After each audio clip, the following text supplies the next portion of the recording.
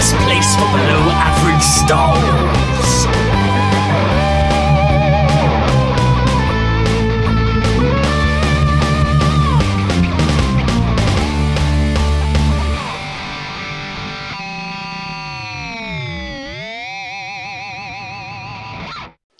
Hello there, and welcome to the Star Wars Show. The best place for below average Star Wars.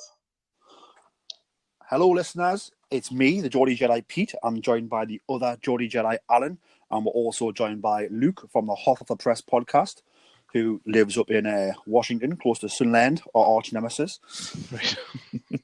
Sunland. Guys, how we doing? Good morning, Doing well. Peter. I'm all right. How's you? You all right, Luke? I'm good. I'm just we're streaming some Batman, and then I'm going to watch some WandaVision after this. I haven't even started on WandaVision yet. So I am up to date, except for today's episode. So we are recording this episode on Friday, February 5th, which happens to be my sister's birthday. So happy birthday, Katie. Hope you have a great one. Yeah, happy birthday, Katie. Happy birthday.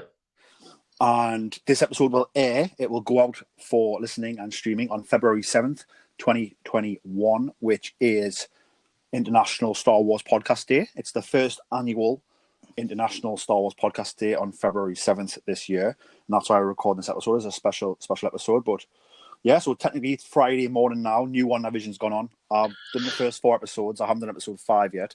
Luke, have you done episode 5 yet? I am about 10 minutes in. Oh, so we've disturbed you from watching WandaVision to come record with us.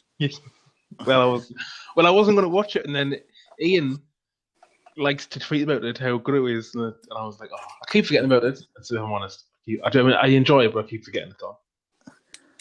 It's one of those things that I watched the first 2 episodes like when they first came out, and then I sort of was just too busy, and it's not really like my favourite thing ever, although I do enjoy it. So what I found is I didn't watch episode 3 until episode 4 come out, and I didn't plan it that way. That's just how it ended up. So I actually watched like 3 and 4 back to back, which was actually really good because I thought those episodes were really well together. So yeah, obviously episode 5's out today. Obviously, we're not talking any spoilers in case anyone hasn't seen it, but yeah, I'm hopefully going to catch that later on today once we've finished recording here. Nice.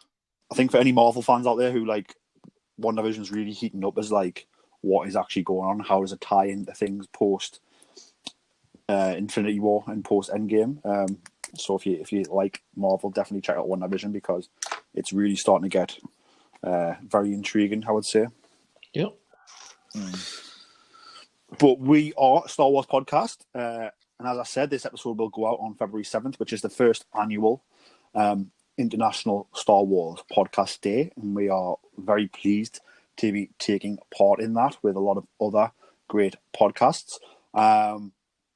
Speaking of great podcasts, and with it being Star Wars Podcast Day, I just want to give a big shout out to 2 podcasts who I listen to who are absolutely fantastic, who have actually just passed 100 episodes sort of this week. Star Wars Sessions.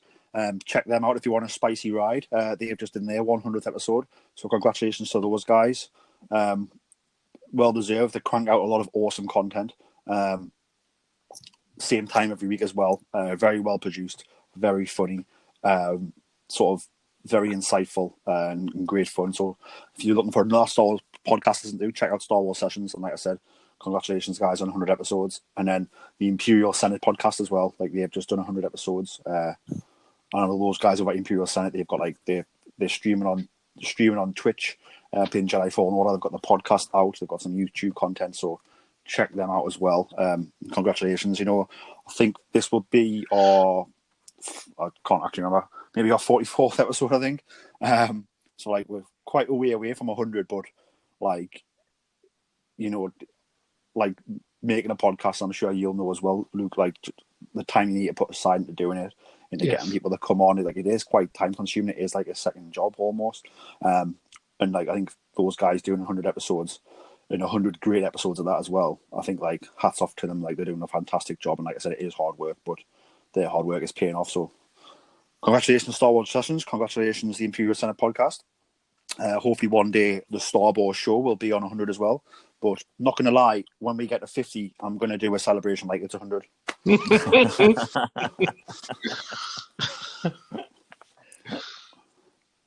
But sort of speaking of Star Wars podcast here before we get into what we're going to get into today.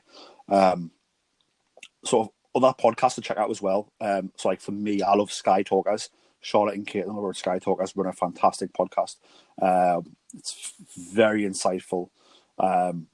They get a lot of good guests on. Although not every episode is a guest episode, and they dive into some awesome stuff, whether it's Force Law, whether it's the hands in Star Wars being a language, whether it's diving into sort of the sounds of Star Wars, the themes of Star Wars. Definitely worth checking out. Those guys are fantastic. The Dorky Diva Show, obviously very, very fun Star Wars podcast. Brian and Savannah, lots of laughs, usually fight each other. And obviously they've just produced their Star Wars audio drama, Adventures of the Zolan Dart. So check out their show to listen to their awesome Star Wars chat. But then also, like I said, their latest episode is a feature-length audio drama, fully produced, like a Star Wars adventure, and it's fantastic. So, like I said, definitely check that out. Speaking of Brian and Savannah over at the Dorky Diva Show, Brian has the Interesting podcast, where it's not necessarily a Star Wars podcast, but he has guests on for all walks of life, and he just interviews them. It's almost like a Friday or Saturday night talk show. Brian's fantastic, and he's had some awesome guests on there. And recently, he's had Taylor Gray on, who is the voice of Ezra Bridger. He's also had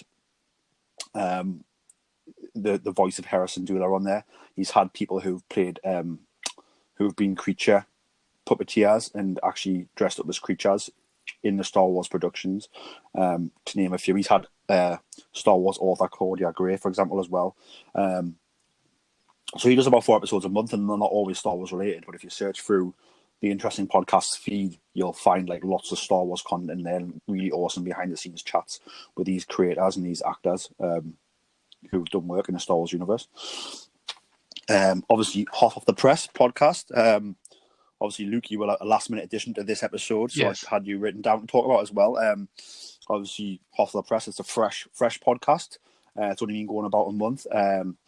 It's on YouTube first, streams live on YouTube. Obviously, you can watch it on YouTube after it streams as well, and it goes on to other audio platforms, Spotify, Apple Music, that type of place. But obviously, I'll be on there as well. I had a great time on Hoth of the Press. If you want to come on again, it's really good, fun Star Wars chat. Talking about the news, taking some questions from the people who are watching the stream live. Really, really good atmosphere. I really enjoyed it, mate. Really bubbly atmosphere. Really good Star Wars chat.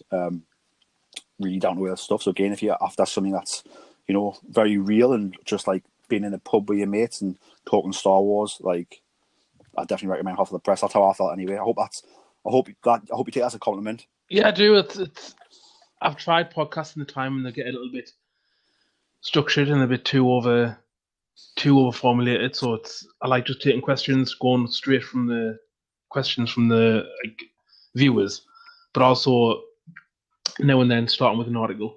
I mean, there's that many rumors going around. I do like to avoid a lot of the articles because it's kind of could be the case. I like to go off what's been actually confirmed as opposed to too much speculation. Definitely, mate. I think if there's like if there's some like facts behind it and some sources maybe talk about it, but I think like we're the same here. Like if it's like an outlandish rumor and it's come from comicbook.com, probably not going to discuss it. Yeah. Yeah. But and it's definitely you've got you need to put all your fears to rest because the Star Wars show definitely isn't structured in any way or shape or form.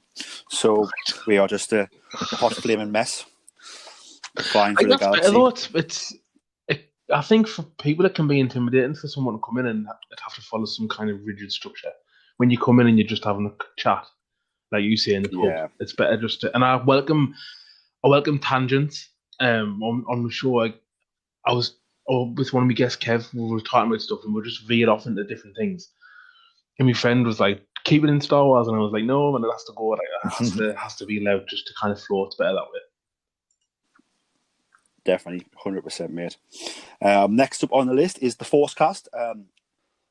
Daniel Berry, who has been on this show, and Ryan Donahoe do a fantastic job with the Forcecast.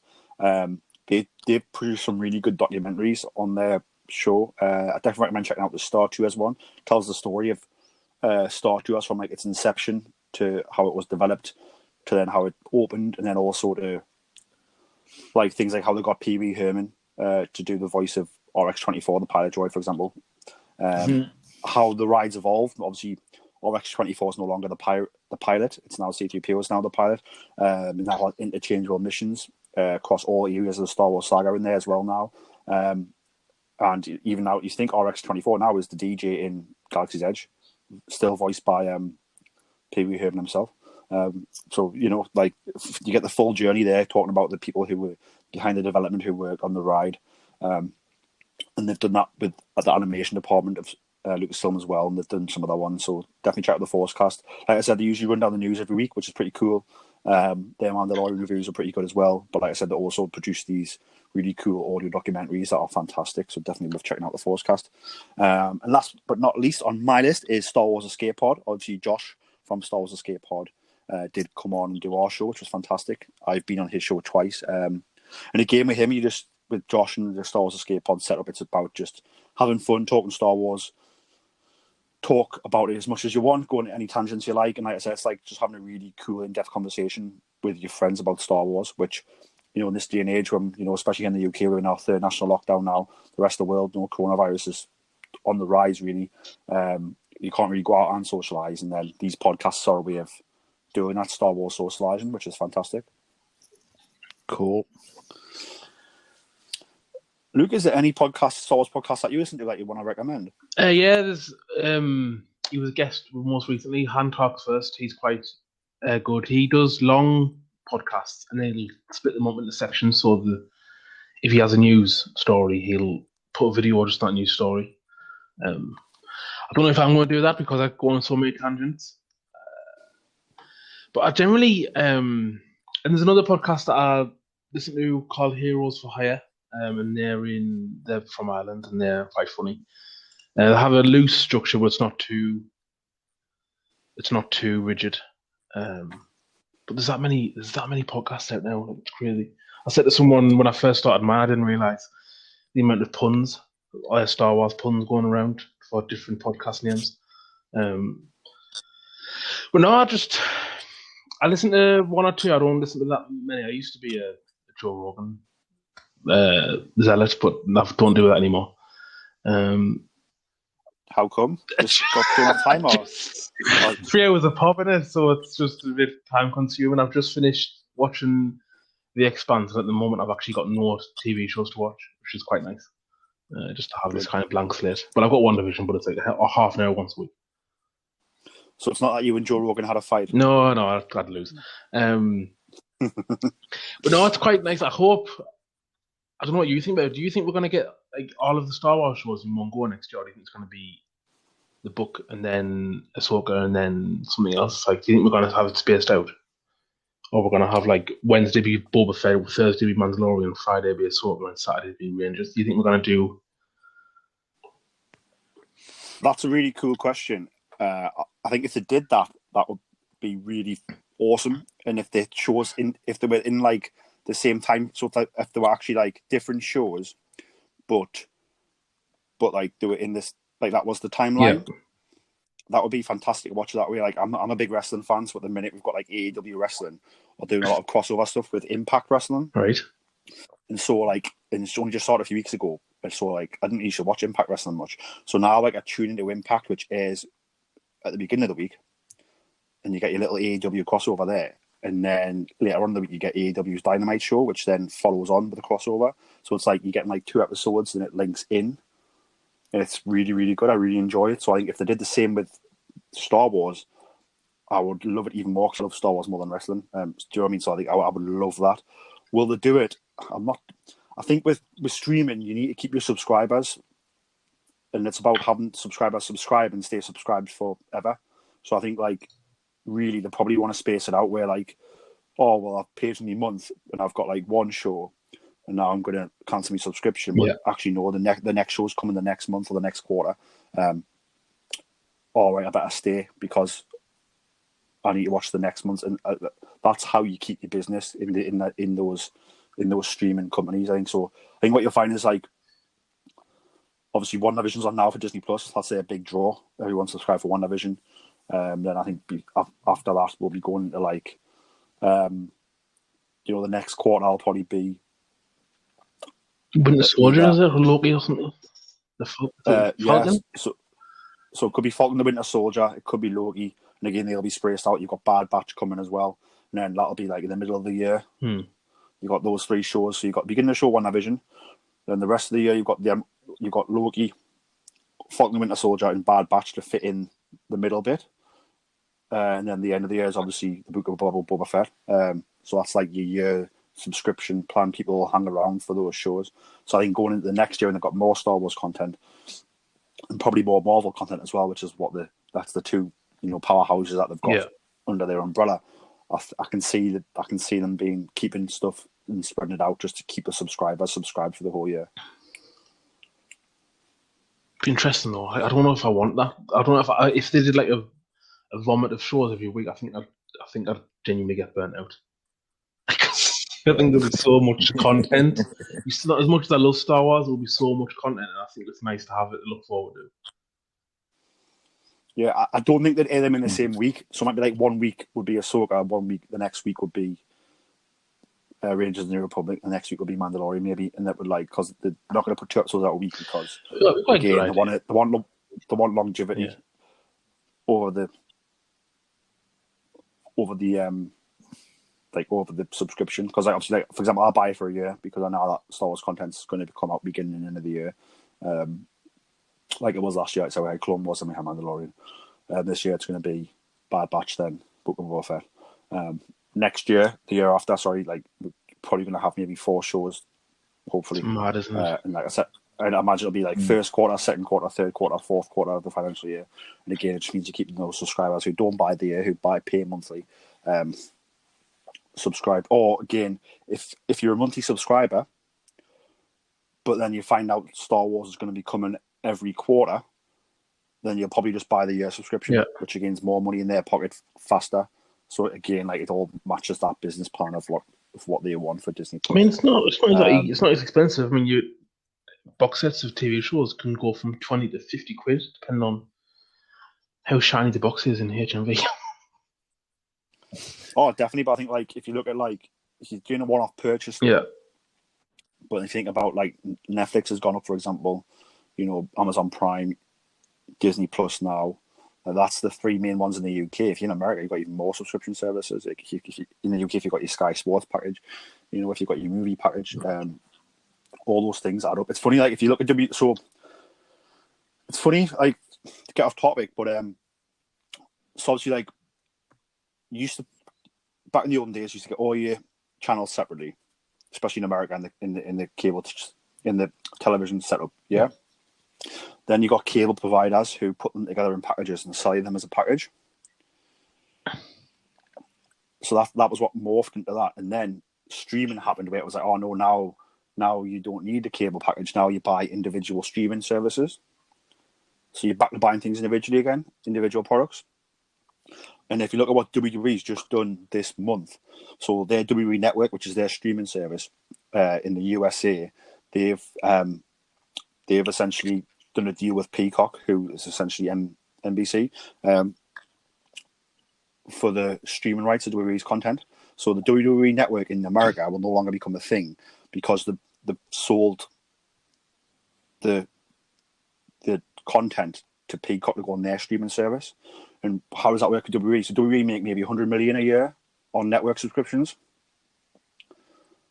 Peacock are going to give WWE $200 million a year for the content. Really? Wow! So it's already gone back from streaming services being separate to now streaming services coming together. So Peacock are now like a cable provider. So they're providing more than one product now. Do you know what I mean? And a WWE Network subscription, for example, was $9.99. Peacock subscription is $4.99. So it's better for the fan. It's cheaper in the long run until that price goes up. And then better for WWE. But now, if I want WWE Network, I have to buy Peacock if I live in America. That's crazy. So different now, the model of everything. Yeah, so it's almost like a circle. So it goes from being separate to collected to separate. And now it's starting to get collected again, if that makes sense. So you'll have people now start offering, if you pay us X amount a month, we'll give you 3 subscription services. Maybe it's like that type of thing. It's constantly in a circle. and that's why I think like they'll keep Star Wars and Marvel shows like spread out throughout the year, just keep people subscribed to the product. But yeah, so we've got a few things to talk about. So The Mandalorian was nominated for Best Drama Series by the Writers Guild of America. I think definitely well deserved. It was a fantastic drama series. I thought season 2 really, we've already discussed, really pulled on the heartstrings. The action was suspenseful, fun. It was violent, but also like really funny. So yeah, I think definitely deserves that rating again. I think it's been nominated for a Golden Globe as well. Is that correct? This week, the nominations I think have been hinted at. But I don't know if they've. I don't really follow the award shows. I'm really bad at that. The Golden Globe is the end of February.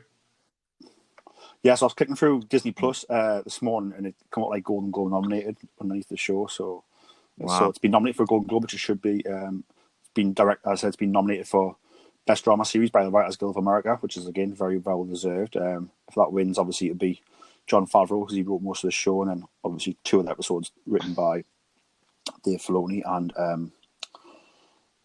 Rick Famuyiwa, who wrote the other one. So yeah, hats off to those guys. Yeah, I think there's more nominations to come as it goes. I think season 2 really did I think season 1, if you remember, took the world by storm with Baby Yoda and its cuteness, but its story was quite small, and you have to start small to be fair to get people used to the characters and the setup. Now I think season 2 took the foundations, the fantastic foundations of season 1. Season 2 took them and just ran with them, scored touchdowns, scored home runs, scored soccer goals, it scored pinfalls, it scored submissions, it scored all the points. Season 2 really did just take Star Wars and Mandalorian into the stratosphere, I thought, and I think I hope it wins these awards because it really does deserve it. I think television over the past year, I think that was the best show on television last year, hands down. And that's not just from a Star Wars fan, that's someone who watches a lot of television. So yeah, definitely deserves. I think I agree with you. I think it was hands down a mile ahead of anything else. It was really, I enjoyed it so much. I had a script the whole time. Definitely, because I remember I was speaking to you, Alan, and obviously you were saying you were going to just wait and just binge it all at the end, and then it seems like it just sort of hooked you. It did, and I wasn't expecting. What I was really trying to do was just pin everything back and just watch it as a Star Wars fan. No, looking into it or kind of what does this mean because this has happened, or I mean, just sit down and enjoy the show for the half hour that it's on. And I remember watching season 1, and we got halfway through, we finally got it, and we had to binge watch it all the way through. And I was expecting to have to do the same thing, and so I really wanted to do that just to enjoy it, because I noticed on the first season, some of the shows you really wanted to see the second one straight after, and I wanted to do that, but no, it hooked us in. I was away. I had to watch it every Friday. Definitely. I think it's got we're waiting now for obviously we're getting Book of Boba Fett at the end of the year, which is going to be a sort of continuation, but maybe not. But we're really hungry for that now. And also we're getting obviously Bad Batch, which is going to have Fennec Shandon, so it's not a continuation, but we're going to get that character there, so that's going to feed some of that thirst that we've got for more Mandalorian. But it could be a year and a half till we get more Mandalorian, till we get Mandalorian season 3. It could be a year and a half till we get that, and that's quite I think they know they can do that, because I think they know that that hunger's there for these characters now, for Mando, for Din Djarin. Obviously the child's now gone, but is he going to come back, and what's going to happen there? Everyone's excited to see what's going to happen there. So I think they really have just done a fantastic job with that. And I don't mind it being a year and a half or even 2 years, as long as they get everything right, and if they're trying to do something that's going to take that amount of time to get it done, then take the time, get it done. Let's keep enjoying it.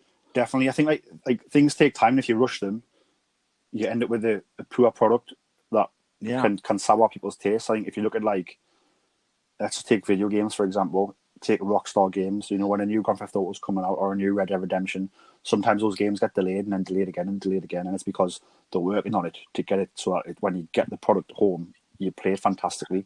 And then if you look recently, what happened with the Cyberpunk game where it got rushed out and it doesn't work, and they've had to give full refunds, and essentially it was the most hyped game probably of the decade. Not even joking, the most hyped game of the decade. I'm sure Luke will give us some insight because obviously Luke streams a lot of games, but like most hyped game of the decade since they first got unleashed at the convention when they had Keanu Reeves on stage and it went viral. And then like all they had to do, like if they just delayed it, went, oh look, it's not ready. Like the hype still would have been there, but they've rushed the game out and it's killed the completely. Hype. They've had to refund everyone, so they've made no money. Like it's just crazy. Like do you know what I mean? Like how do you feel? Do you feel they rushed that game out because they were worried about? It's frustrating because you play the game and you kind of with anything you drink the Kool-Aid, so you're like, oh I'm in, and the game dashboarded us 3 times, and I was like, oh okay then, but then I was like, oh yeah, but I like it, and then with each patch the game was more bearable to play, and I'm just thinking if it was released like you say, just when it's ready, and there's a new game come out called The Medium, and it's only out on Series X and Series S, the next gen consoles, and I don't want to sound elitist, but I hope more developers follow suit. One, it gives us a reason to buy the new consoles, because at the minute I've got not much reason, unless if all the Star Wars games coming out announced next gen only, then I'll be fully in. But again, like Cyberpunk, if they were left just to focus on the next gen versions of Cyberpunk and just didn't do PS4, Xbox One, would have a better game this autumn, 2021. And I guess it would have been waiting a lot longer, but they get to make the game they want to make, and fans wait for the game, and then they're surprised by the game. A game that size with that developer. I mean, Witcher 3 was such a good game, and yes, it had glitches at the beginning, but they fixed them quite quick. And Witcher 3 is one of my favourites. And I think, unfortunately, this is tarnished. For whatever reason, I don't know what the decisions are based on releasing it, but I think it's a bit annoying when a developer announces a release or publishes a release and then they delay it. I'd rather just say, right, we're making this game, we'll have a release date when we know it's ready. Because you can't say a game's gone golden and then come out and then not work at all on the base consoles. My friend's got a base PS4. He's not had much issues. He's enjoying it, but I know a lot of people have. And I just think, so Halo Infinite coming out, for example, if that was only next gen, I wouldn't be bothered, because it means like I've got a reason to then invest in a new console as opposed to kind of having the not so good version. Yeah, I think it's about your product. You need to put it out on the things it works on. So if your game is not going to work on PS4 or on Xbox 360 or whatever, Xbox One or whatever the one before this gen is, then like don't put it out on it, because customers are going to have a bad experience and then it's going to turn them off the product. It got so bad with this Cyberpunk that like it got taken off the online stores. Do you know what I mean? Like that's bad. Like that's your revenue stream gone. Especially during the pandemic. It's kind of like getting your Christmas present, then it breaks the same day, and then you've got to wait 2 months to get a new one. Oh, it is. No, definitely. You know what I mean? It's like, oh man. Well, it's like when you order off Wish, and it's like, oh, that looks like a brand new Star Wars figure, really official Obi-Wan Kenobi, and then you order on Wish, right? And it comes, and it's like a fake knockoff G.I. Joe with no head, and that's like it's been painted badly. Yeah, and it's just like it's like a bootleg from like the back ends of China. Do you know what I mean? It's like what? But you expect that from a company like Wish. You know what I mean? But you know, these developers, like I think like, and the model was there. Like you look at what Rockstar Games did when it delayed Grand Theft Autos and when it's delayed Red Dead Redemption, because these games are so big, we're only going to put it out when it's ready, and then those games are mega successful, and in turn generate lots of revenue for the company over a lot of years. Like, do you know what I mean? People still play GTA Online now. You know, and I'll put my money into that using the shark cards and stuff like that, and because they put together a fantastic game that worked from the day one. And I think it's the same with any content. Like, you know, if you're gonna like, I'd rather take the time with the Star Wars products. Like Kenobi, for example, you know, it's been through a delayed pre-production, and some people were worried about. But I was just like, you know what, they need to take the time, give them all the time they want, and it just means when the product comes out, it's going to be fantastic. I think Obi-Wan Kenobi's going to start shooting in this spring, I think. Obviously, Andor's shooting now in the UK. But yeah, I think with anything, I think with those companies, they're not in a hurry to turn a profit because, the Walt Disney Company is making profits left, right, and centre. Lucasfilm is making profits left, right, and centre. I mean, the amount of merchandise it sells makes it money every day. So they can afford to take the time with this product and get it out when it's ready. And by doing that, if you put a better product out and that's going to generate more money for you in the long run, rather than putting it out quickly, you get a quick hit and then it dies off quicker, if that makes sense. Yeah. Because it'll also tarnish the next series as well. The next one that comes out, people are going to be like, well, that last one was a bit naff, so maybe I'll not watch this one. 100%, mate, 100%. And you've got to watch your marketing as well. So if they were release all the Star Wars together, I don't know how you market that because bear in mind this is a company that couldn't handle marketing a movie 6 months after a previous movie. Because because the marketing for Solo, the marketing campaign for Solo was atrocious. It was really bad. It was really bad. It was really badly marketed. The film's great. I really enjoyed the movie, but it wasn't marketed very well, and that paid off at the box office when it didn't do as well as it should have done. And that was because it was 6 months away from Last Jedi, and I'm not blaming the time frame, but that marketing department didn't know what to do within that 6 months it had from Last Jedi to Solo, and it goes to show that maybe if you do just take your time, put it a year later, you might have some kinks for stuff if things have got kinks, creative wise and story wise and stuff. Not that's all it did, but it gives you more time to work on stuff to fine tune the product, and then you release it at a time when you've fully marketed it and you're fully behind it. And I think maybe hopefully the essence from that, where it's is these TV shows. We have got 4 coming out this year. Let's spread them out, and that's because they did a fantastic job of, for example, putting that Book of Boba Fett thing on the end of Mando at the end of the last episode when Mando was done. Perfect, isn't it? I'm more hyped for that. I'm the most hyped for. I'm a bit. I don't want to sound like a downer, but I'm a bit long in the tooth with all the Jedi stuff. And when Boba Fett came back, it was great, and just to have the idea that we're going to get that version in his own TV show, I'm really excited for it. Definitely, because Mando was finished. But if they dropped that trailer in the halfway through Mando, it would have just everyone would be talking about different things, and then the conversation becomes confusing. And obviously, with the power of the internet and social media, you need correct marketing has things going in one direction. If you have the chat going one way, do you know what I mean? Yeah. So I think by waiting to put that out at the end, again, it's very simple but super effective. And I think hopefully they do the same with these shows where one every quarter I'll do me, and you can you can have little insights and then put a little sneak peek on the end of the finale of the previous one as well. They allowed the character of Boba in Mandalorian to speak for himself and justify the reason for him coming back. And then so you had him the tease episode 1. You were like, oh, people were like, oh, maybe it's Red, maybe it's somewhere else. And then you had him be Boba fully in episode 5, I think it was 5, 6. Yeah, and it's not even that soon. I think so that was set up from season 1 when they played the sound effect and so that obviously John's not going to tell what he's wrote because it'll spoil it. But they've obviously got how many season plan. Yeah, and they're following the plan. Do you know what I mean, for continuity? So it's they set that up in first season where someone finds Fennec Shand. Is she dead? Is she not? And then obviously we find out actually no, she's not dead. Boba Fett saved her, and then these two are a great team. And now they're getting their own spin-off series, and then that'll tie in later to an event where they tie back in the Mandalorian, I imagine, with these other shows. But yeah, it goes to show having a plan and taking your time. Could have hired him in season 1? People would have still went nuts.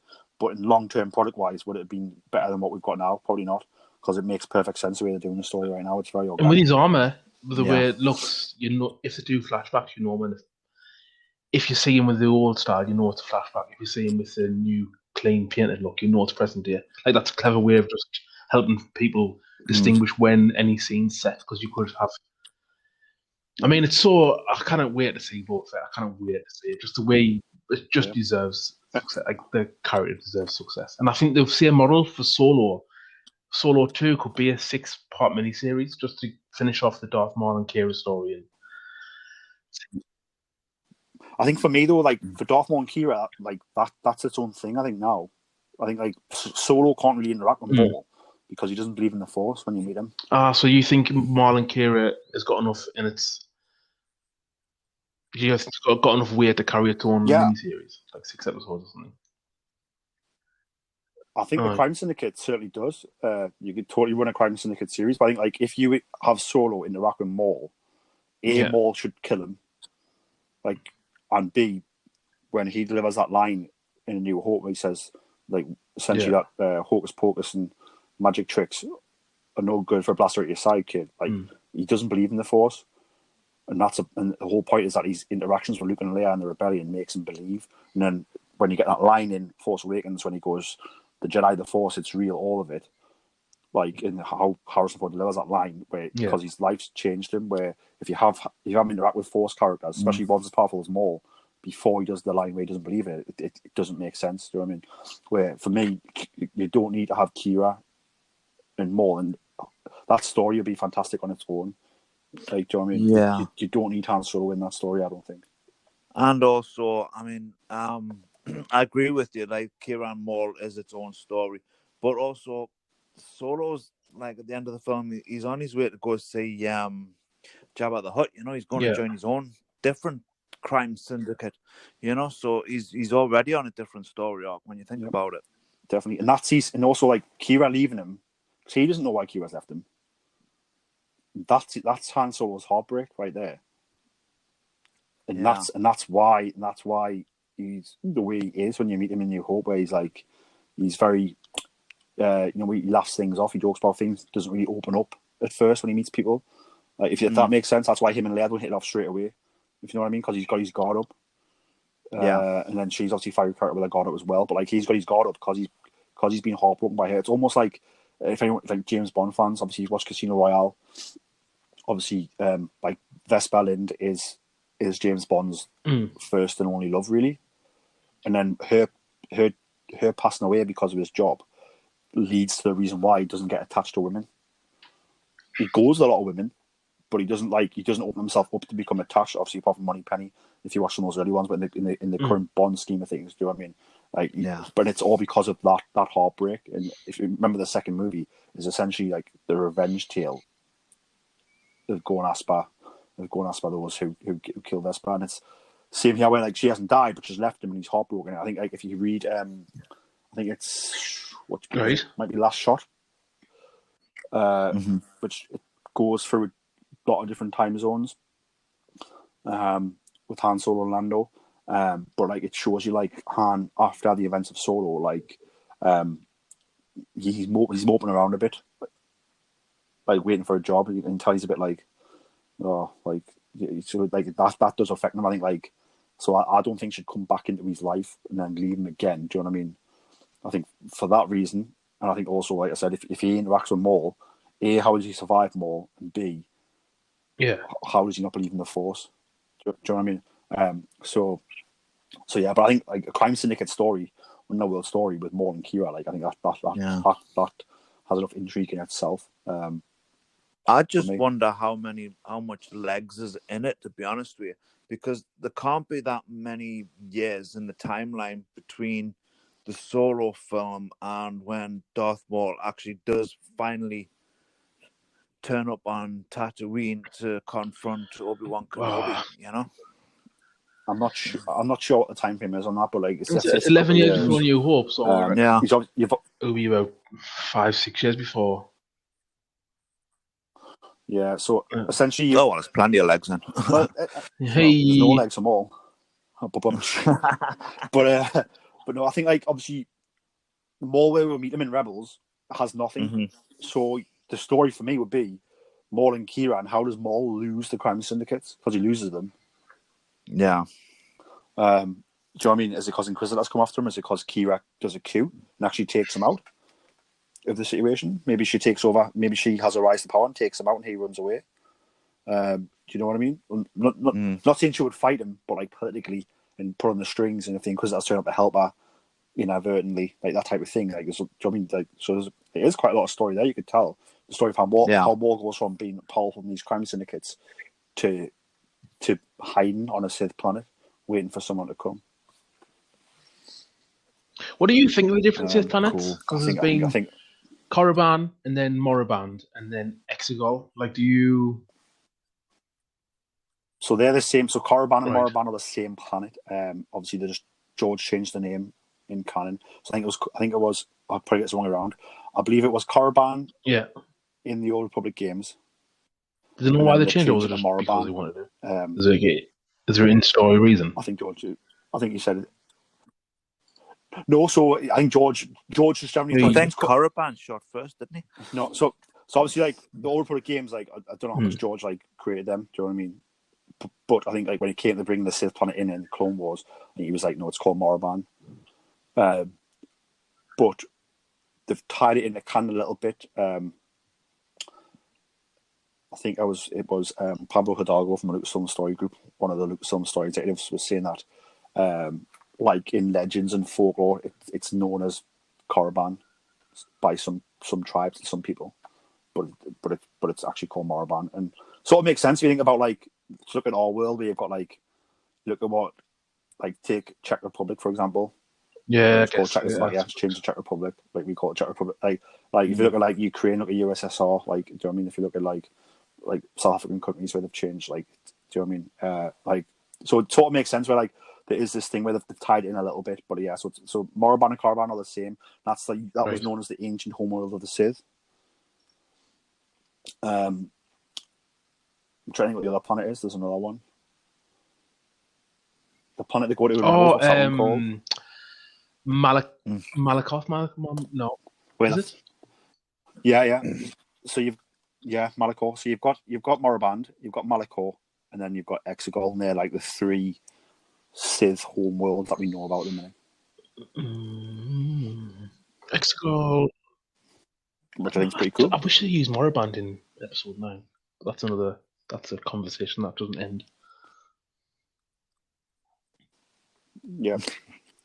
Yeah, I think obviously like, who knows why they did that. I think maybe we'll find out one day, but you would have thought they would have used the names that are already out there, but they've chosen Exegol, which I believe I've not read it yet, but Exegol's getting a bit of exploring in the Darth comic at the minute, which I've not read, so I'm excited to read that, see if it makes us more interested in it.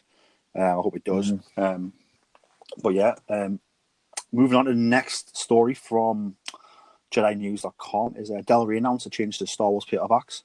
The size matters not, so what they're doing is Del Rey have announced that they're going to change the paperback editions for the books with them getting bigger, moving from mass market to trade size. So it's like a 15% size increase, which might sound silly, but like for me, yeah, give us a bigger book. If it's got a luscious cover, give us it bigger so I can look at it more. Obviously, my shelf space probably doesn't enjoy it because I've got a lot of Star Wars books already, but yeah, definitely give me more books from my book.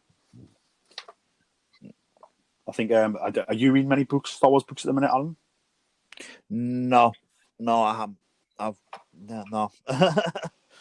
I'm still halfway through. I am the first Alphabet Squadron, which I've got hardcover, and then I'm waiting to read, finish that one off, and then go on to the second one, which I've actually got on my Kindle on my phone. Work that one out. But no, I haven't actually been doing any reading at the minute. So I've got I'm about 3 chapters into Alphabet Squadron 2. Mm-hmm. 2 chapters into Light of the Jedi, the new High Republic novel, and then I've got I've got Thrawn Treason to finish, which I am actually enjoying, but I've just not had time. Then I've got the new Thrawn Chaos Rising book to read as well. So they're all hardbacks, they're all nice size, but just for me with my job, and then I find it harder. I enjoy reading, but I've got some time off coming up where I'm going to hopefully plow through all these books. But for me, obviously, sometimes the hardbacks sell out, and you can only get the paperback after that once the print runs are done. Mm-hmm. And so to get a smaller book, where like if it's got an awesome bit of art in the front, you want the full size book so you can enjoy the image. Like someone's worked hard on that image, they've chose it for a reason. You know what I mean? Definitely give us a bigger book. It's also like I think I don't know. It sounds silly, like what's the difference? It's only like a little bit bigger, but I think you have to give the paperback readers a bigger book so they can enjoy the awesome artwork. Yeah, why not? No. Are you reading many books, Luke? I know you used to read, but not so many right now. I'm going to give it a bit of time until I've forgotten what I've listened to in the audiobook, and then read the paperback of the Light of the Jedi. I tried 3 times to do the audiobook for it, and I just couldn't get through it. So I need to get back. I need to wait a bit and read that. The last canon novel I read, was either the second Thrawn book, because I know is Ascendancy some trilogy. So is it Thrawn, and then is it Alliances, and then Treason? Is that how it goes? So that's the Thrawn trilogy. The first Thrawn trilogy in the new canon is it goes Thrawn, Yeah. Thrawn Alliances, Thrawn Treason, and that's one trilogy. And then now they're telling a prequel trilogy to Thrawn, where it's Thrawn, is it Ascendancy, and then Chaos Rising. Oh and yeah, Hands Up book the one, third Chaos one. Rising. Origins within the Chiss Ascendancy. Yeah. So that's a prequel trilogy. So the first one's out, the second one's coming soon, and then the third one will come probably There's a lot of titles in the book. I'd imagine. I don't know what's the second one called. Sorry, the Ascendancy one. But in which trilogy? Really good. I'm not sure. So I think the first one's called. Right. Yeah. Okay. There you go. I was interested in reading Resistance Reborn, but I didn't get around to it. The one between 8 and 9. It was a fantastic book but then got totally ignored. It was one of my favorite Star Wars reading experiences, and then Did they dismiss it completely? Even though it was released kind of really close to. But no, so the story group designed this book, mate. So it ties in like everything from ties in all the comics into The Last Jedi and what's happening now. It ties in Really? Battlefront 2 storyline. Yeah, like it's a fantastic book. So it sets up the Resistance to be like, it ties in all the Resistance material to where they would be come the movie, and then JJ and Chris Terrio essentially something else. They just totally completely. That's annoying. All the books are aware of the canon, and the movies are not aware. It's really frustrating dynamic. Well, it's not really like, how I would say it is that you have so the story group do all the work. Okay, now authors work closely with the story group because they have to. Filmmakers can. So, for example, Ryan Johnson for example, worked with the story group on what was going on and stuff. But what I gather from Rise of Skywalker is that Chris Terrio and JJ essentially went, and because they've got the pulling power because of what happened with changing movies, essentially, because I had one movie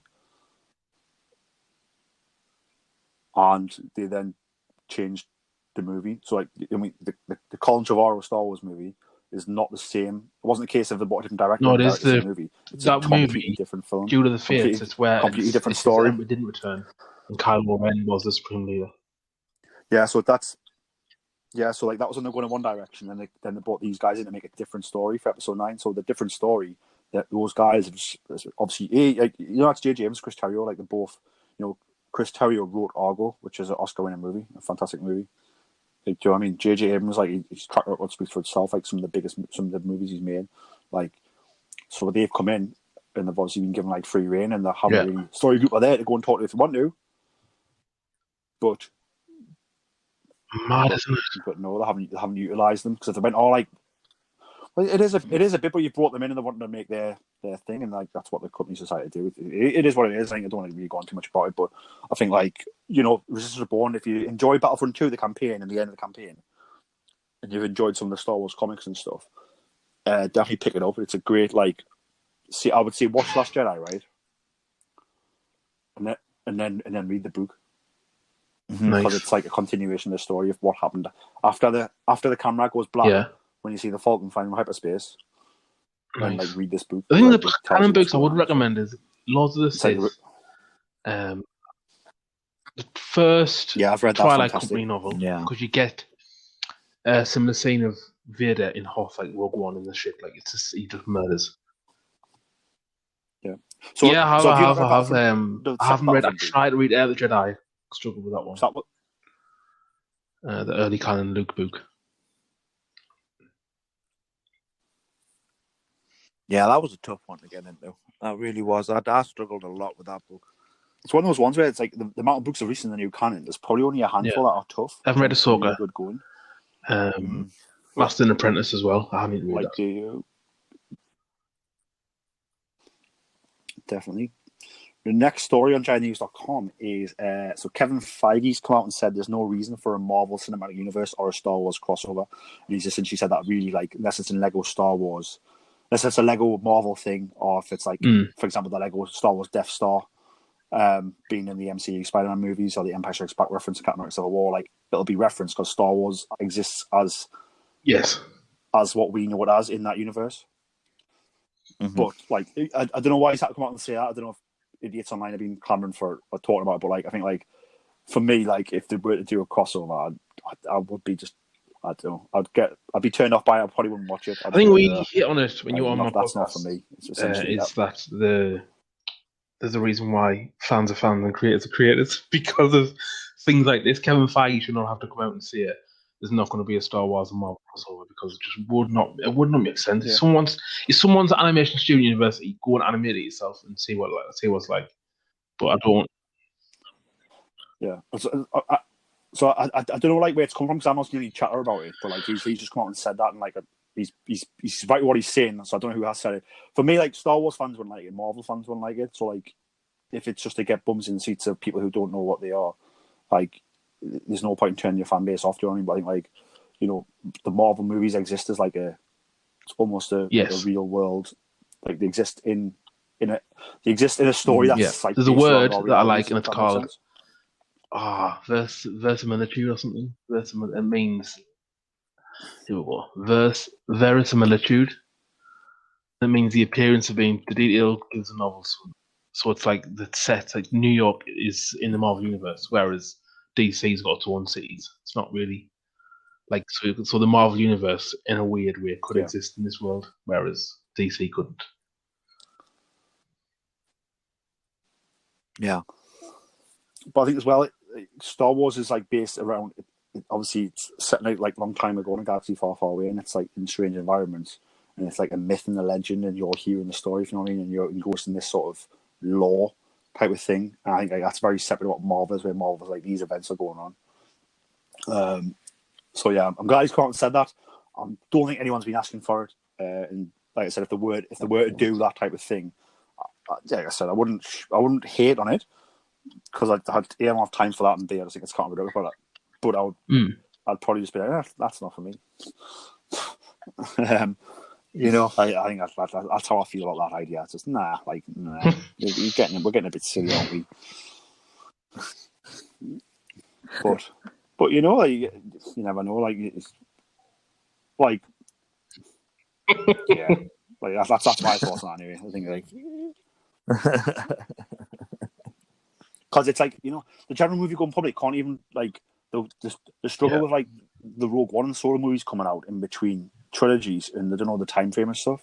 So imagine putting this movie out, like, you're going to confuse them even more. Like, do you know what I mean? It's for those who don't. I remember going to see Rogue One, and literally, I walked out, and a girl said to her boyfriend, "So, who was that at the end in the white dress?" And I heard him like sigh because he didn't want to explain it. No, but it's like. But it's all right, because like, we live in this bubble, right? So we know what's going on. We know the production schedules. We know, we've seen the trailers. We've seen the panels. So, like, we know what's coming. We know where it's set, because we've watched the discussion with the creators. But like, there'll be people like who aren't in that bubble, mate, who like would have went to see Rogue One and would be, oh, this is the next Star Wars film. So like, where's Rey and Kylo? And like, understandably so. And what you've got to do with your marketing is you've got to try and differentiate it, which I think they did well between Rogue One and the others. Obviously, some people didn't get it because they don't live in the bubble, but like, yeah, like, now people have issues with that. Like, you know what I mean, you take your mum to see it, and your mum be like, oh, like, what's happening in this one again? And like, once you explain it and they watch it, they understand. But like, in between, like, oh, like, Star Wars 2's out, but it's actually not. It's actually Star Wars like 0.5. Like, do you know what I mean? It's like, do you know what I mean? I think like that's confusing enough for some people who aren't in our fan bubble, like, without doing like a Marvel crossover with Star Wars. I think it could work with Lego. You know, if they did like a daft Lego thing. I mean, Lego, if you look at the Lego movie, the Lego movie is a crossover essentially of all the Lego properties, and it works fine in that setting. So yeah, definitely do it. That's a different entity altogether. Yeah, it would work that way. Definitely. I think that's the only way it would work. Definitely, yeah. 100%, mate. Spot on. So that brings an end to our news articles from GiantNews.com. So, listeners, if you after Star Wars news want to keep in the loop, definitely check out StarWarsNews.com. Sorry, JediNews.com. That's where I get most of my information from when I'm flicking through the internet. I usually go on there a couple of times a week. Unless something big happens on Twitter, then I'll go straight there to see what's been said about it. So obviously it is International Star Wars Podcast Day. That's why we're all together talking Star Wars. And we did run a Star Wars giveaway. And up for grabs was 4 prize packages where you get a Star Wars pin badge. It's a Star Wars Hoth pin badge, and in the middle of the heart is R2D2 and C3PO, everybody's favourite droids. They are the droids you're looking for. And 4 lucky winners, well, 4 lucky winners will win one of those pin badges, and will also win some Star Wars stickers. So you can stick the podcast logo wherever you want, on your laptop, on your car, on your bedroom door. You can stick it on your neighbour's house if you want. Don't do that, that's a joke. But yeah, you can do whatever you want. Probably don't go sticking them around your castle, because I did that and then I got wrong. Did you? Yeah. But yeah, so basically cool little prize packages, and we run it all across all our social medias, and we chose 4 lucky winners. So the 4 lucky winners are Jason Ling, Liam Harwood, Kirsty Johnson, and Darth Papa Bear. So Jason, Liam, Kirsty, and Darth Papa, if you want to get in touch with us through social media, so we can get your addresses, and we'll send those prize packs out to you guys. Thanks for taking part, and I hope you guys enjoy all the Star Wars podcasts on Star Wars Podcast Day. And just to bring the show to an end, we've had some fan questions sent in. Obviously, it's Star Wars Podcast Day. Podcasts would be nothing without the listeners, so I just wanted to open it up for the listeners to come and be part of the show. I thought the best way to do it was to have a sort of a Q&A type thing. So if you give me 1 second, I'm just going to Instagram to pull up the questions. Spot on. So question number 1 I'd probably go Alan if you answer first, then Luke if you answer, then I'll answer. Does that sound good? All right. Yeah. So the first question is, who has the most iconic lightsaber? Oh, good question. I want to say, I don't know. Good question. Well, it has to be Luke Skywalker's lightsaber, because that's the one that goes through the entire series, isn't it? So the original Anakin Skywalker lightsaber, the blue one. Yep. Yeah, the original one. That's the most iconic. Maybe it's not the most aesthetically pleasing one, but it is the most iconic one. You've got to think that is it's branded the Legacy lightsaber. Yeah. And it's the one, obviously it finally gets buried, but it goes through, it's there in the prequel trilogy, in episode 3. The one Anakin has in episode 3.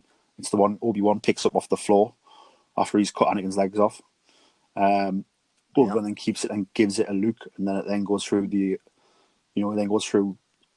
episodes 4 and 5 of Luke, before it gets lost again when Darth Vader's time chops a limb off and it gets lost. Star Wars is poetry, guys. It rhymes. And then obviously it's found again with the new trilogy, the sequel trilogy, when Rey picks it up out of a box, and it's filled with sort of haunted visions of the Force. It's obviously connected with the Force as well, which is really cool. So yeah, I definitely think that's definitely an iconic lightsaber. It's not my favourite. You know what I mean? I think Darth Maul's is my favourite, but the most iconic one, you have to go with that. I think. What about yourself, for Luke? me, the most iconic, because partly because of what fans didn't get or what they wanted was the green one, Luke's green one. I think people are fixated on that one a bit. I think people. Will we see it again? Maybe. I'm not sure. But my favourite is Count Dooku's. I love that one. Definitely, it's one of those things where I think the lightsaber itself, just the not any specific one, but just a lightsaber in general. Like an actual lightsaber is iconic to pop culture, and because it gets redesigned all the time and comes back in new fashions, It is. It's like it's the lightsaber is an icon of pop culture, of storytelling, of film. Yeah. I think for me, my favorite is Luke Skywalker's green one, just because I love Return of the Jedi so much. So like that's my favorite one. I think the most iconic one of them. I think Alan's probably right when he says the Skywalker legacy lightsaber Anakin builds. It's gifted to Luke. It gets lost. And then it finds its way into Rey's hands. Does it go some other places in between? Maybe we'll find out soon in new stories. But I think like that's probably the most iconic one because of its links to all the trilogies. But yeah, like look at Maul's lightsaber, Alan, your favorite one. Like remember watching the trailer, Phantom Menace, because they put it in the trailer to get bums on seats, and it was worked brilliant. But like you see him pull it out, and it's really long, and one end ignites and the other side ignites, and like again, it's an iconic moment in all of movies, not just Star Wars. What a moment! Yeah. And then the next movie, how do we change it? Oh well, Count Dooku's an older gentleman. He's very stylish, very sophisticated, and he's got like the handles like rounded, to suit his swordsman style, and he fights more like a musketeer, or like do you know what I mean, like that type of swordsman from like those type of movies. You know, we come to the new trilogy, Kylo Ren's lightsaber. You know, we're going to put the cross guard on there. We're going to have it be, we're going to have it discharge in sparks because it's not stable. Again, like it's an iconic moment where in the trailer when he pulls it out in the forest, and like the day comes on and there's two side bits come out. Like again, like it's just, it's like a wow factor straight away in the advertising campaign. Oh, like it's everything we know, but then it's different. Yeah, and like it really makes your jaw drop. So yeah, my favourite's Luke Skywalker's, but I think the most iconic, Alan, you've hit the nail on the head with the legacy lightsaber. But again, I think the lightsaber in general is iconic because it gets redefined for every different user. If that makes sense, and I think like each one has its own characteristics, and through time, many different ones have given it that wow factor on screen. Oh, for sure. This sort of blends nicely. Next question is, if you could have any prop from the films, what would it be? If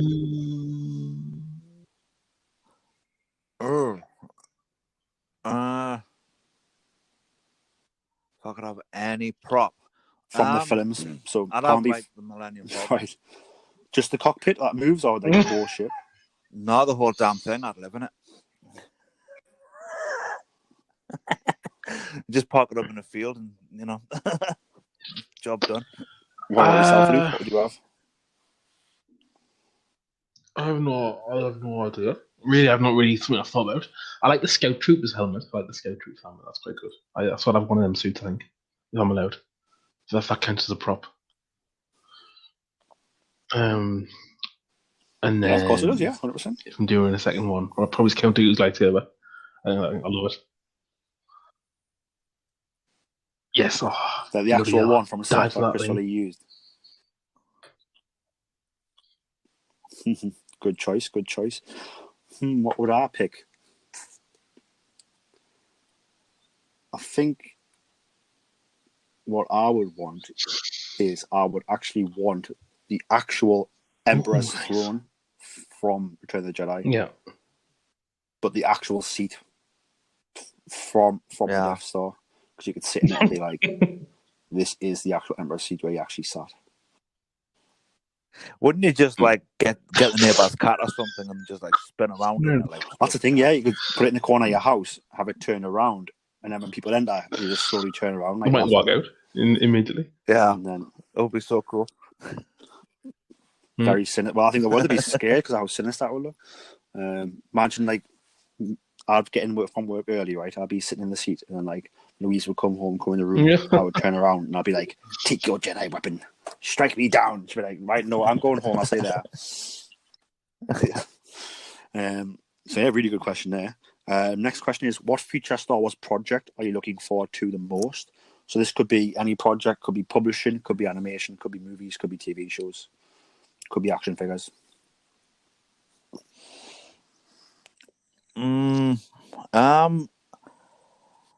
I'm actually really looking forward to the Obi-Wan show that's coming up the most out of anything. I just want to see where it's going. and how they're going to blend that story in, because for years he's like been lost in a flipping desert. And it's kind of like you don't really expect too much of a story to be there to be for a TV series. So I'm just a little bit excited to see how they're going to do this. I think it's definitely going to be I think they've sent to me a character piece. So like it's like going to be like dealing with like inside Obi-Wan's head, the loss of like losing his best friend and losing his Jedi Order and losing his Republic. Is going to be like quite a head doer, if that makes sense. Yeah, I'm expecting it to be really massively in depth. But yeah, that's what I'm. I think for me as well, it's Obi-Wan, because What about yourself, I'm Episode 3 and Rogue One and that time period in general. I like seeing it in Solo as well. I like seeing Solo as a mud trooper, seeing during the dirty battles, like Saving Private Ryan battles, and which makes a good point, because when he says, "Oh, where we're going," and there's no real. It's just a blanket kind of, we're here to bring peace and prosperity. There's no actual direction. It's just bulldoze in, take the planet, and then leave. And Han Solo makes a point as well when he says, "Oh, we're the hostiles." Just the idea of that time period is just even though it's a regime, it's just this almost directionless regime, because you have the Emperor and he wants to rule, but then you have his subordinates who have their idea of what rule is, or what, like, see, Grand Moff Tarkin sees himself as a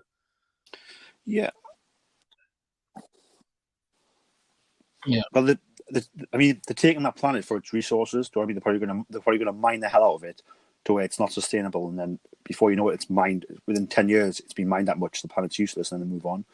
So like there is like a goal to the planet, but it's not about bringing people in to the Empire and giving them like the opportunities the Empire gives them. It's almost a bit like, against like Star Wars is based on reality, and it's based on like the real life like horrors of human nature. Like if you take the the invasion in Iraq looking for WMDs, and 0 WMDs got found, but a lot of US American oil companies got a lot of oil. Do you know what I mean? Like, it's like, why do we go there? Yeah, there's a bad thing there, so we'll go take care of it. But it's like, but actually, it's not really why we're here. We're here to give you freedom, but like, from what? Yeah. But actually, really, it's for your resource. Do you know what I mean? And it's like the horrors of like, it's real life horrors of what Nazi Germany did. Like, just go and take over planets. Like, do you know what I mean? There's a reason why those uniforms look a certain way in Star Wars, the Imperial uniforms, and I'm not saying that they look like Nazi uniforms, but they're very similar, and it's designed to give you that feeling of like of dread and like the enemy. Especially in Return of the Jedi, they mimic the look of the soldiers standing in the hangar, like definitely organised in different groups. They mimic the videos of, and especially with Hux' speech in Force Awakens, that's definitely history books. Yep. Definitely very Hitler-esque. These glazed eyes when he shouts about the public being. Definitely. And the thing is, he's so young that like he doesn't he's born after the so like he's just been brought up that way, like in that system. That again goes through that like how you bring people up, like how you bring your kids up, or how you teach people, or how you interact with younger people on the street, like that has an effect on them. So like if you show people the right way and sort of love and friendship and be kind to one another and help people, they go one way. But if you sort of breed hate within people and within your interactions with people, then you get a hooks.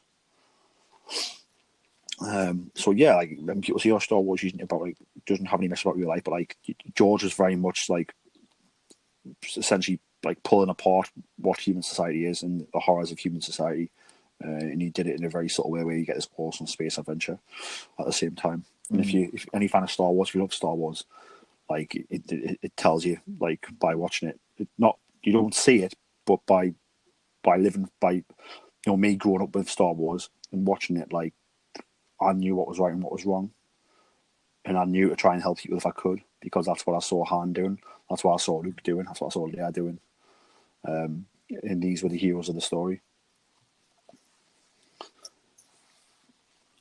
I think my favourite project, I'm definitely looking for Kenobi, even more so now than Hayden Christensen. I think I'm excited to see what they do with that. I definitely want to see some flashbacks, so we're going to see Hayden in the Vader costume. So we're going to see Hayden as Anakin in flashbacks to Obi-Wan, which I'm really looking forward to. And then I'm hoping to see Darth Vader. Actually, it doesn't need to do much for me, but like if we're the same somewhere, maybe Kenobi's reaching out with the Force, and then like Vader's doing the same on the bridge of the Star Destroyer, on the bridge of the Death Star, or something. And then you see it. You know, you may as well put Hayden in the suit because Hayden was in the suit in 3, so may as well put him in the suit here. And I think like that back to tank scene in Rogue One's fantastic. So imagine Hayden that was a lost back to opportunity in Rogue One as well to have. in this I know it would have series could be been costly fantastic. for not even performing it, but when you see Vader in the tank in Rogue One, it would have been cool if you saw it was actually Hayden Christensen. I know it's a small, tiny scene, but could have given him a blank check. Definitely. Yeah. I think at the time, Celebration Orlando hadn't happened, and like for those who don't know, obviously like humans are scumbags, right? Yeah. And they'll go after people, and like I think if you look what happened, you know, like we're scared. People scared Jake Lloyd away into like almost self-destructing. People scared Ahmed Best away to where he almost killed himself. Now Ahmed Best now back in the fandom and like loving it, but like the same happened with Hayden, where like you know he got a lot of hate and they scared him away, and he didn't need to come back to Star Wars, but he got announced last minute for Celebration Orlando, right? Got announced last minute, like a few months before. He was the last guest announced, right? And within like a week, all his photo ops and autographs had sold out.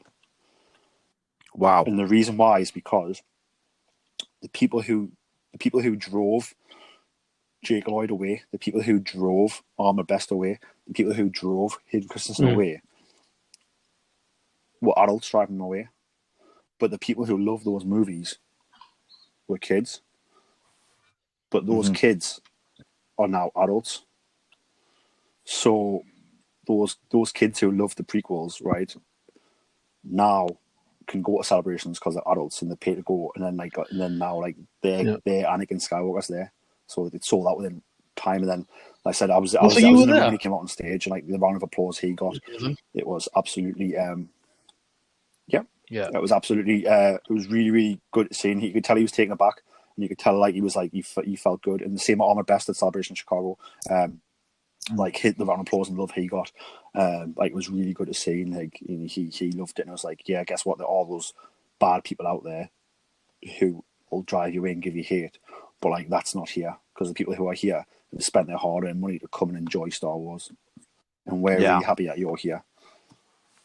So like, yeah, I think like obviously Rogue One was before Celebration Orlando, so like Hayden probably wasn't really speaking with the company much, and he probably wasn't thinking about Star Wars at all. But obviously, you know, he came and did Celebration Orlando. Everything sold out, got loads of love. His experience was probably fantastic because he didn't get bad job any hate. He probably made a lot of money because I said all his stuff sold out. Do you know what I mean? And then in those interactions with people getting the photos and the autographs, again, people telling them how much they love him and stuff. Like 100%. Then when they come back and go, oh, well, actually, you come and do a voice over Rise of Skywalker, you'd be like, you know what it is? Like, yes, because I know it is. Like, it's fantastic. But his experience before that point would have been the trolls coming after him. And I think if he'd asked him to come back, he probably would have come back. If the money was good, he probably would have come back. No, but it's probably like they probably were thinking about getting him, and he probably wasn't thinking about reaching out because it was just like, nah, like that's done now. But obviously coming back, obviously rekindles a lot of stuff. Look at Armour Best, you know, he's back. He's been doing the Jedi Challenges show on the kids' YouTube show. He's got a character there. So, you know, like, both of them back in the company. I just want Jake Lloyd to come and do a Star Wars celebration. Like, you're right, people are horrible, and because they've decided they don't like something, they like. It's like the Hayden Christensen getting the hate he did is like the early version of cancel culture, and it's so poisonous. Yeah. Well, it's not even cancel culture. It's like it's just bad people. I mean, it's like I think like for example, I'm not the biggest fan of Rise of Skywalker, right? But if I was in a room with Chris Terrio, I wouldn't go and give him shit for it. If I seen Chris Terrio, I'd go, "Hi Chris, how you doing?" Probably speaking about Argo, because I love Argo.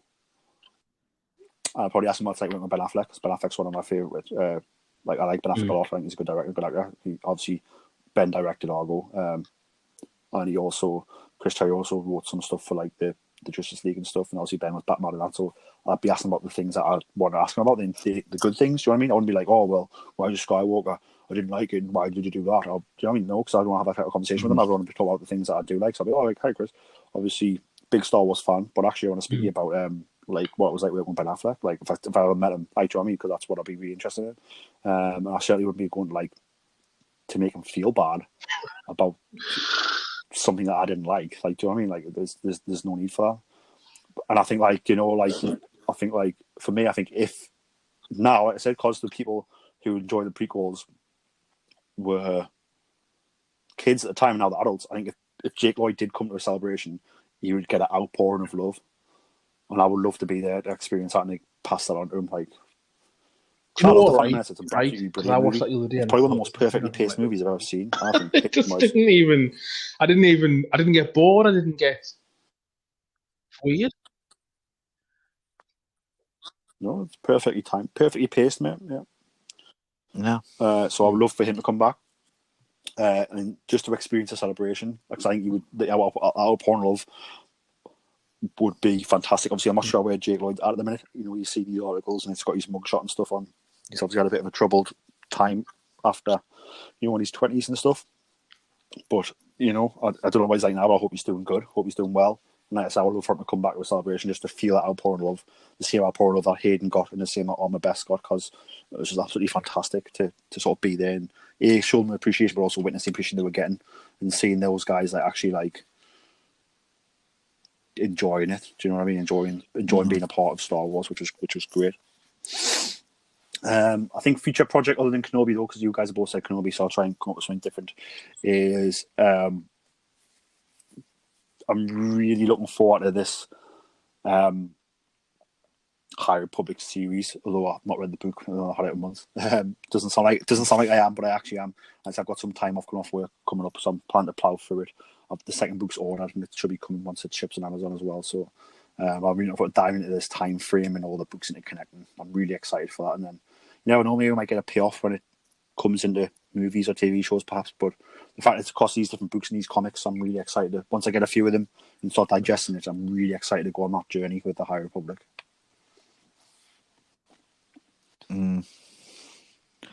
Next question is... so speaking of Kenobi, the next question about Kenobi actually. So general thoughts on the Kenobi series, plot appearances. So we've sort of discussed that anyway. And then he also asks, will we be trying to go to Celebration at Anaheim in 2022? Next year. It's 2021 already. What? Something. So right. So Celebration Anaheim was scheduled for 2020. Obviously the pandemic put to that, so it got moved to when the next celebration would be, which would be 2 years later in 2022. So the people who've got tickets for last year's show will still have tickets valid for 2022 show. So this is the strange thing. So what happened was they give you the choice if you had tickets for 2020. So I did not, for example, because I wasn't able to go last year, so I didn't buy tickets. So they give you the choice where you could keep them or you could refund them. And they've sort of given refunds out recently. So, but I'd imagine the majority of people have kept them. So I can go 2022. So like I want to go 2022, but I'm waiting to see how many tickets come back to see whether they go and resale or not. Yeah, it's a weird world at the minute, isn't it? It's kind of like take one day at a time. I'd like to go, but I don't know, for some reason I just can't see it happening. I don't know why. I'd like to go. I mean, celebrations are, you should, if you're a Star Wars fan, you should go to a celebration. You will enjoy every second of it, even standing in the queue for the shop, but I don't know. It's too far away for me to think about that one right now. Yeah, so it's like August 2022, so it's like, wow, it's like one whole year. It sounds so long. August. Well, I've got friends in Canada. What about yourself, Luke? You fancy going to Anaheim 2022? Around Indiana, so I would go if they were to go. I couldn't justify spending money on just a celebration and not see my friends in that part of the country. So it would have to be like a group trip with those people. Well, you could see them after. So like you could fly. So Anaheim's on the west coast. It's California. So if you fly into California, you do like the 4-day event or whatever, and then you could travel to Indiana, which is central, I think. I don't know. It's something about conventions on the way back home. Yeah. I mean, it will be exciting to be around all the Star Wars fans and meet people and get all that. It's not really my thing. Like I see a movie, I'd go to like a premiere or like a screening or something, but I don't think I would. I've tried the convention thing, and I'm just not really about. I've done Comic Cons and everything. What kind of conventions you did know before? It's huge. It's just something I just don't think I would enjoy. Again, the money I spend on the flights and the hotels to get to Anaheim would be enough for another trip to Canada, and that's all I think about. Just be seeing my friends in Canada and America. Like, I just Yeah. So when me and Alan did Chicago, we did Chicago after our first because I had 10 days in Chicago, I think. Yeah, that's right. And then Alan flew out and did you do 6 days in Chicago, Alan? I think it was 5. I think we flew back out from Chicago. I think it was like literally the next morning. And then so I did 10 days in Chicago, so I got to see Chicago and stuff before the celebration started, and then after the celebration ended, then we flew to Toronto and had 5-6 days in Toronto, just because it was on this part of the world, flights are cheaper. I mean, as well go and do that as well. Like, do you know what I mean? So you can make the trip more than just a convention trip. It's what I would recommend if you're going all the way to that side of the world. Yeah. So my celebration was like a 14-day holiday essentially, but only 5 days. That was the Star Wars celebration. But I think I don't know. Like I've done Comic Cons in the UK, and they're all right. But like for me, when I did my first celebration, like that was just like the best experience of my life. And for me, obviously, like other cons I've been to are nothing compared to it. So I try not to call it that because I think it's totally different. But I think like. In the moment I did London and it was fantastic, I knew I had to go to Orlando to do Orlando. And then I did Chicago, and I said I was going to miss Anaheim just because of buying a house and paying for a wedding and stuff. And then, like I said, I was going to do the one after, and the one after, obviously Anaheim's been cancelled. The one after is still in Anaheim, which works out well because California, it's Anaheim, so you can do celebration and do original Disneyland's around the corner. Is that where it's like 10 minutes away from the Anaheim Convention Center. Star Wars? I get the name wrong here. Star Wars Land is that the Galaxy's Edge? Yeah. So it's not just that, mate. So you've got Disneyland is the park that Walt built. So Walt's office is there. Walt walked around that park, right? So that park is there. So you can go to original Disneyland, which is like for people like theme parks like myself, it's a fantastic opportunity. You've also got California Adventure, the second park right next to it. And then obviously, yes, like both Disney World and Disneyland both have a Galaxy's Edge. So you could do like Las Vegas and San Francisco as well.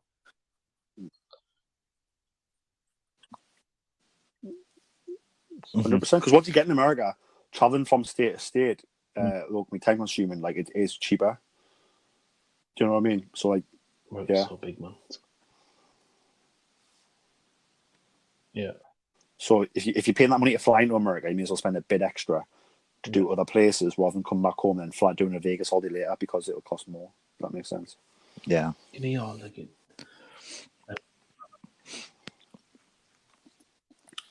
So yeah, I'm definitely hoping to go. I just don't know what's happening with tickets because I've emailed Reed Pop who run Star Wars Celebration. And they've said they'll let me know when tickets go on sale. So whatever tickets have come back, they might be going on resale. But there is the light queue though. The light queue is where people can. It's the only official way to resell your tickets. So even if the tickets don't come back on, the light queue will come back up. Obviously, they suspended the light queue once they change the dates.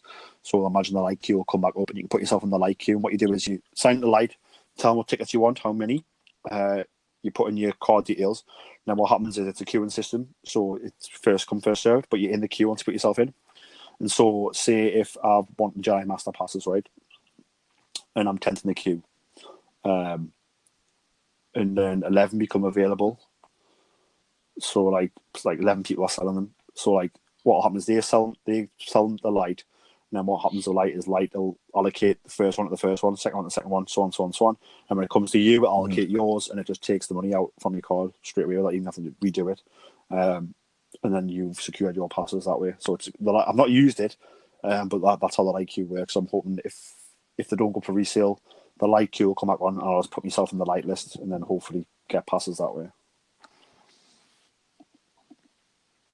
Cool. Like I say, for me, it's far too far to stop thinking about that just yet. It's one of those ones. It's a long way away. It's one of those things where if the light queue comes up and you were thinking about it, it's probably worth putting yourself in the light queue, because even if you got the passes right and then you couldn't go, there's that demand on light, so you would just put them back on light. Do you know what I mean? You get face value, you don't lose any money. And also, not only do you not lose any money, but the people who are buying them don't pay over the odds for them either. It's fair. Yeah, so it's really good. So like that's what I'm thinking. Because I was like, I wish I just bought the ones originally now, even though I couldn't go. Then I would have just sold them back to light. Because of what's happened now, I would have said, "Oh, I'll keep them because I can go now." Yeah. But I didn't have the foresight of COVID in my mind when they went for sale. No, and that's the thing. I think for me right now, I'm not so keen on the idea of stepping onto an airplane. Yeah, you know, in light of the COVID and all the rest of it, you know. So, like, I'd go to Anaheim if there was a rule where far too soon for everyone me had to to wear start thinking deodorant, about because things those like that. conventions people, even though they're in hotels and stuff, the lack of deodorant in those Comic Cons and whatever is ridiculous.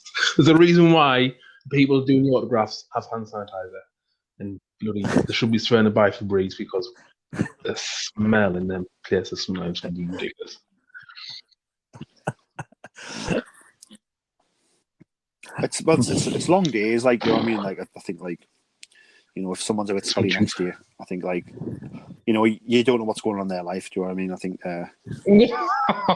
you can just take some cans of Rycard, just turn around, may the Rycard be with you. Well, no, you could totally give them out like that. That would be a nice thing to do. Do you know what I mean? Like, I think, like, but I think like someone who's done a couple of like celebrations, like already long days, and you do get hot and sweaty. Obviously, you know, like I think I do pack like wipes and stuff in my bag where like I'm not too bad, but like I think just the whole day isn't how it's set up, but it's designed that way. But for me, I think the energy and the excitement just gets us through anything like that, and I'll just go straight through it. Yeah, definitely. Next question is, why did Vader not sense that Leia was his daughter or Force sensitive when he could sense Luke during the Battle of Yavin? So my 2 cents on this is that, like, he didn't really sense Luke as Luke. Because he doesn't sense him till the fight in the TIE fighters versus the X-wings. So he senses him when Luke's avoiding getting shot, and then Vader says the Force is strong with this one. Is what he says. But he doesn't know it's Luke Skywalker. So I think obviously the reason why he wouldn't have sensed Leia is because he doesn't sense Luke's his son either. I think I know the answer to this. Well, there's a few. I mean, number one, like Luke and Leia aren't brother and sister yet. That doesn't happen till the third movie. Do you know what I mean? So like, that's the reason why it's not mentioned. But also, like, in this film, like Luke's not connected to Darth Vader either. That doesn't happen in the next movie. Do you know what I mean? So I think, like, Vader senses Luke because Luke's using the Force. When you fly, and you're in a high sense of concentration, same as when you're driving. So like, Vader's obviously concentrating on the guy in front of him. He's trying to kill him. Luke's obviously concentrating on what's going on around him, and like by concentrating, they're also using the Force because the Force users. If that makes sense. Like, it heightens their ability to do things. So Vader senses him there because Luke's tuned into the Force because he's flying, and Vader's tuned in because he's flying, so he senses him there. But it's not until he sends, if you read the Star Wars comics, he sends Boba Fett to find out who blew up the Death Star because he knows he was a Force user. Not because he knows it's his son, just because he wants to know who it is. And the Emperor wants to know as well. And then obviously when he comes back and says Skywalker, that's when Vader's like, what the fuck? Do you know what I mean? Something's not right. Whoa, like, I've been lied to here my whole life. Like, since becoming Darth Vader, I've been lied to. So I think it's not a case of you could sense, like, Luke using the Force could sense Luke was his son. It was a case of he could just sense Luke using the Force in that moment. Reason why he couldn't sense Leia is because, I mean, again, in real life, Leia's not a Skywalker yet. So, like, and during that movie, New Hope, when they made it, like, they weren't making it as if Leia's got the Force. Do you know what I mean? They were just making it as Leia's this strong politician. But also, like, if you look at the story in canon, like, the Force works in miraculous ways. It can hide things. If you look at kyber crystals, for example, all the kyber crystals are on Ilum. When you go there as a Jedi Padawan to pick your crystal, you don't just pick any one, and they often like hide, like they change color and they blend the walls and stuff, and then your one will like shine for you. So like, you know what I mean, the Force is probably the Force works in it. The Force has an agenda. So you know, speaking of it story wise, you know, the Force is probably going, no, you know what, I'm going to like mask your senses here, Vader, because Leia does have the Force, but I don't want you to know that because she's got big things to do in the future. I think it's more simply, I think you're very close to what I think, and it's more to do with the fact that, well, the answer's in The Last Jedi, when Luke switches himself off from the Force and switches himself back onto the Force. Luke and Leia haven't switched themselves onto the Force yet, but Luke does when he's, you know, all of a sudden he's with Obi-Wan Kenobi and, you know, starting to do his training and all of that. You know what I mean? But it's kind of like, if you think of like a radio wavelength. Yeah. You know what I mean? They haven't switched themselves. Leia hasn't switched herself onto that yet, so that's why she hasn't been picked up. A little bit like how Yoda can hide himself in Dagobah. Definitely. You know, I think it's just what do you think, Luke? It wasn't written until like George Lucas had to kind of retrospectively go, well, I'll need to make it fit, so I'll make it so she's like, we got a glimpse episode 5 when Luke is on Bespin. I think that's when the first idea of her being Force sensitive. But again, it is just kind of Definitely. Like, people always complain about the new movies not being planned, but George Lucas didn't have a plan, and I'll die on the hill. So you got it. Yeah. No, but there's been planned and there's following a linear. I think so. There was a story, but not every element of the story is planned out. If that makes sense. So like there was a plan to do this and that and that. Like the overall story, like Luke will go here and then you go here and fight the big baddie. Like that's planned.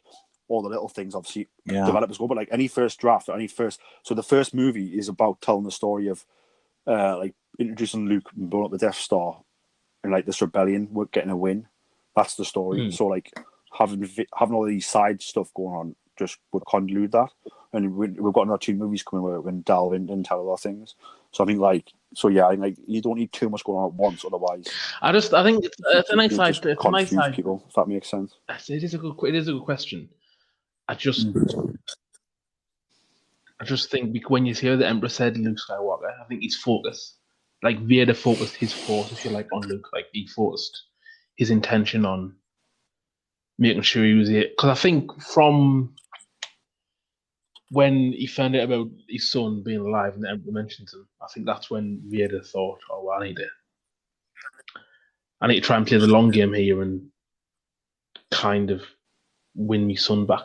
And that's when that scene in Return of the Jedi on the bridge before he goes up to the Emperor, when he says, "Oh, we won once thought as you do," and he takes Luke Skywalker, he takes his lightsaber and he's holding that, and he realizes that his son is becoming a Jedi, and I think that's when Vader realizes that his son could be the redemption that he was looking for.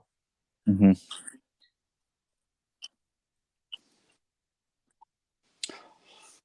Yeah, I don't know. I don't know. I think subconsciously that's going on, but I think that's not necessarily. I don't think Vader knows what he's going to do when he goes up there. He's just playing it like whatever he feels right, he'll do, and obviously he does the right thing in the end. I think if you read the comics, when he finds out that Luke, he goes on a big mission. Like, he goes to Padme's grave, speaks to the mortician who buried her. He's like, were the kids in that belly? And he's like, oh, actually, sorry, Vader, but they weren't. And he knows he's been lied to by everybody, and he's very hateful for that. So he's almost hateful towards Luke and Leia for like being alive, but him not knowing. Because again, he just channels into anger because his life's ruined. But obviously, it does eventually end up being a good thing for him, definitely. So I just want to thank the guys who sent the questions in. So it was Matty, Callum, Katie, and Stephen. So thank you very much for sending those in. Yeah, Matty sent a question in, but Mark, Luke, and John did not. Maybe that's because the Christians don't like us. I don't know. Yeah. That's just a joke. That's just a joke. I'm sure the Christians do, and we love everybody on the planet. So that brings an end to the episode. Anyone got any closing thoughts? It is nice to be a Star Wars fan. I keep forgetting about Bad Batch, and then I'm reminded about it, and then I'm excited for it again. Again, it's because it's that time period after 3 and before Rogue One. I'm really excited to see how the Bad Batch deal with the transition, like having to fight the former comrades and their opinion on being a clone and being bred to fight, but now having this choice they've got to be their own people. And do you know what I mean? There's a lot of potential for a lot of like deep storytelling, which always people dismiss Clone Wars as being a cartoon, but it is some of the best Star Wars storytelling ever. I highly recommend it. Yeah, that's my closing thoughts. Bad Batch for the win. Agree. Spot on. So Alan, you're not on social media because obviously you don't want the government to track you down. You've been watching. Try not. Even though Yeah. he lives in London. There we go. So on Twitter, site, that's the best. Hoth Podcast. Luke, where can people find you on social media? Is also the same. I recently became affiliate, so it'd be nice if you could pop along to that. And then Instagram is LGR2903. I'm going to try and change that to Hoth Podcast, see if it works. But no, I like the Twitch. I like the podcast. The one promotes the other. So yeah, no worries. Right. Fantastic. Well, thank you very much, Luke, for joining us. You've been a great help. We'll definitely have you on again in the future. Everybody, go and check out those podcasts that were mentioned before. Go and listen to your favourite Star Wars podcast because it is International Star Wars Podcast Day. Thanks very much for tuning in. Alan and Luke, thanks. Hi, this is Savannah. And this is Brian from the Dorky Diva Show. And you're listening to Star Wars, the best place for below-average Star Wars. Please follow us on Twitter at BorsStar. That's at BORESSTAR. And on Instagram and Facebook at Star Wars Podcast. You can also reach us on email at starwarspodcast@gmail.com. The Star Wars Show can be found on Spotify, Apple Podcasts, Anchor, and wherever podcasts can be found. Please give us a like, subscribe, and don't forget to leave a 5-star review. May the Force be with you.